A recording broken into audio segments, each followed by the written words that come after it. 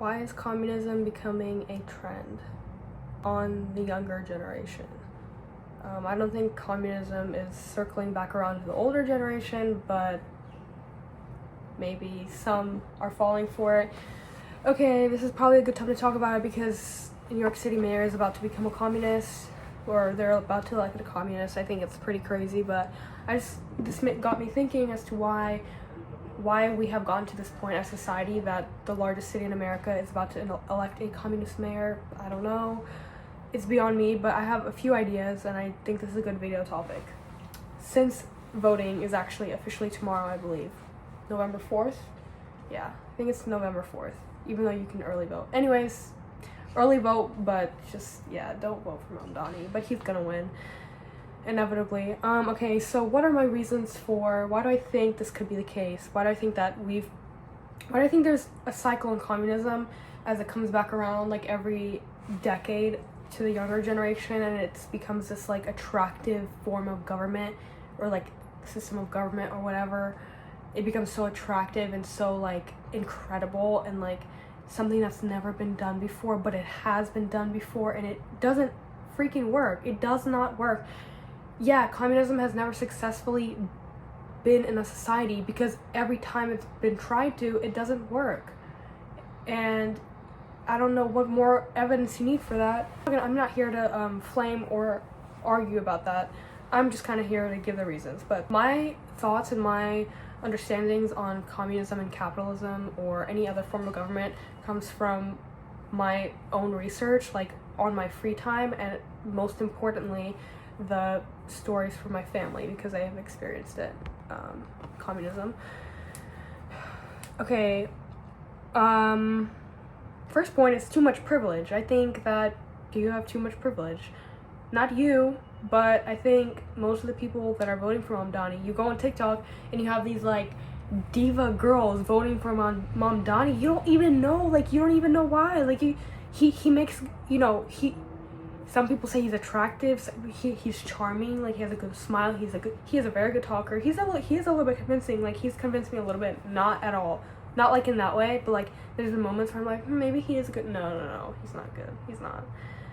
But don't take my word for it. Like do your own research and figure out why you think he's not good, why he's good or not good, and just like don't look at his facial expression when he talks because he's very convincing.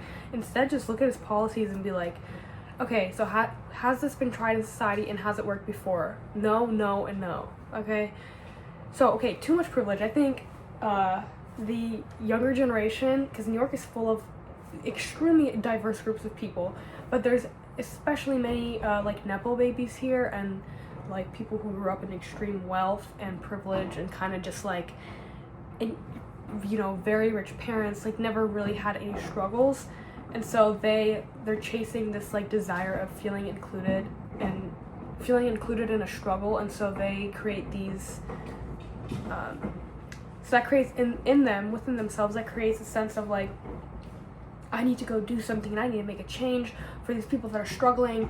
And then you go on TikTok and you get all this media fed to you, and especially the younger generation is so damn vulnerable to information in the first place, and we literally are in the worst time in history for propaganda, like propaganda, misinformation, fake news, everything. And so that's just like inevitably, yeah, so that's how it ends up being. That's why you're voting for communists, because it is so convincing on social media, like so convincing, and all those girls on TikTok that I follow are doing it, and they're in New York City and they live these great lives. They don't live these great lives that you see, but whatever. And then you have these like popular influencers endorsing Mamdani, like whatever, but that's why it's happening. Yeah, and so that's, again, to my next point, kind of, it's human nature to always want more or to solve issues. So if you are born in this, like, wealthy family and you attend NYU or Columbia or whatever Fordham University, and you kind of always had everything, that, yeah, you always want more. When you have everything, you always want more. So what more can you get? I don't know. So that's kind of, like, or to, like, solve issues. So you either want more or solve issues, because solving issues, brings you dopamine, like feeling like you're doing good, and that's a good thing.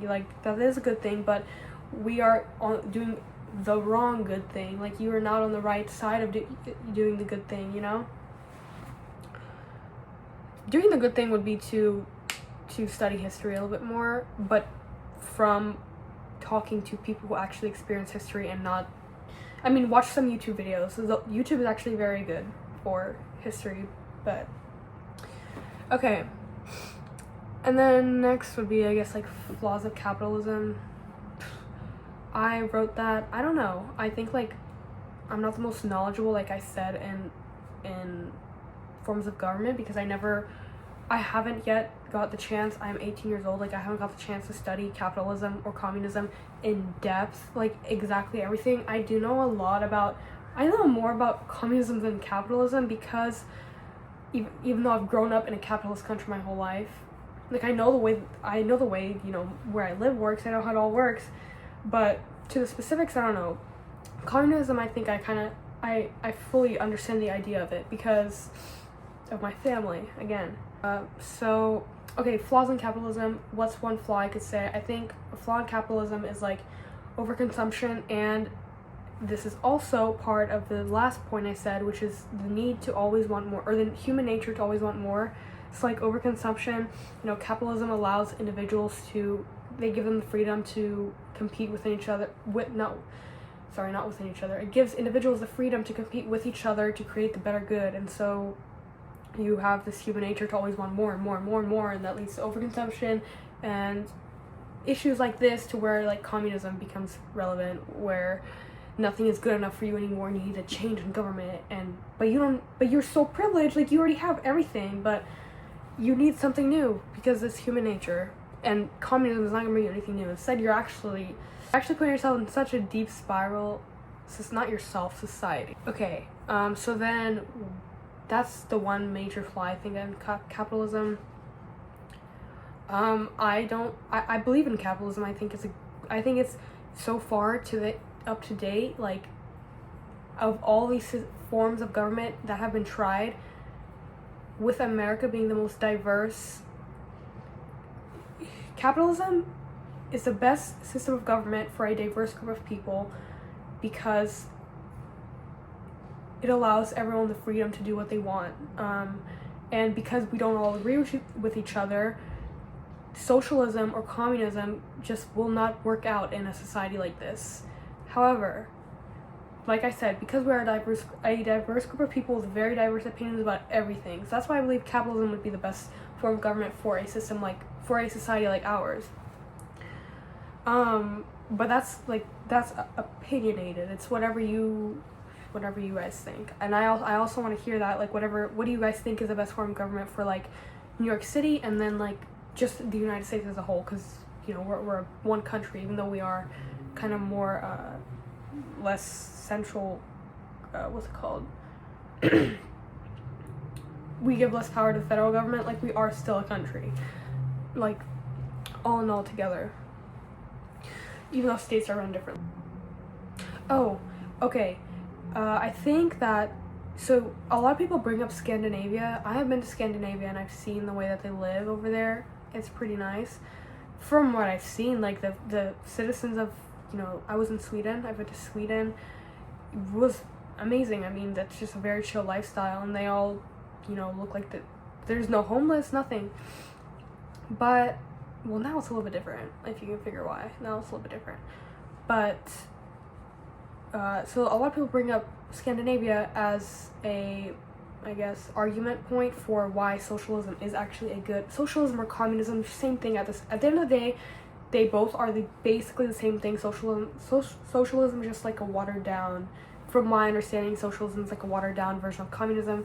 But anyways, people bring up this Scandinavia as a whole because they have like socialist forms of government, kind of, and they are pretty successful in it. And I think the reason for that is because Scandinavia is not very diverse at all. Now it is, and that's why they're having issues.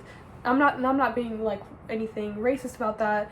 I'm saying that because not every ethnicity, not every race, not every, you know, orientation of anything, like, nobody thinks the same way. But if you put a group of people who are the same together, and they can all agree upon one form of government, and and abide by that rule, then it will work. Just like socialism works in Scandinavia, but socialism will not work here because we are literally, like, New York City, especially, like, I cannot think of a more diverse city than New York City. To put that in here is going to create the most biggest chaos I've ever, like, I can even imagine. So that's kind of my argument. So I think, like, the form of government depends on the types of people and the diversity that is in a country or in an area that you're trying to, like, implement that government in. So that's why I think Scandinavia is very successful, and why I think opposed to that's why I think Scandinavia is very successful even with socialist forms of government, as opposed to, like, if New York City was socialist, which kind of already is. That's why I think communism is becoming a trend.